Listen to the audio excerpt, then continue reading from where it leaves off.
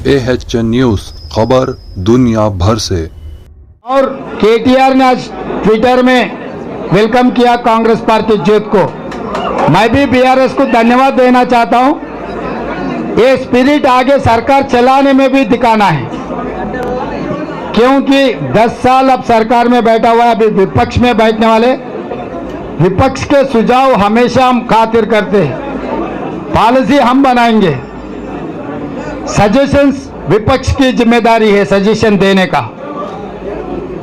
तो इसीलिए असेंबली हम चलाएंगे, विपक्ष का सुझाव लेंगे, अच्छा सरकार बना के गरीब लोगों को मदद करने के लिए हमेशा कांग्रेस पार्टी कोशिश करने वाले। इसमें हम बीआरएस और कल्वकुंट्ला Chandrashekhar Rao, Bharatiya Janata party mister Kishan Reddy, MIM अध्यक्ष Asaduddin Owaisi and CPI, CPM and Telangana Janasamiti professor Kodandaram सबके मदद लेकर, सुझाव लेकर एक अच्छी सरकार बना के देश में एक आदर्श सरकार बनाने के लिए हमेशा हम लोग कोशिश करेंगे। अच्छा काम के लिए हमेशा कांग्रेस पार्टी हाजिर रहेंगे। सोनिया जी, मल्लिकार्जुन जी नेतृत्व में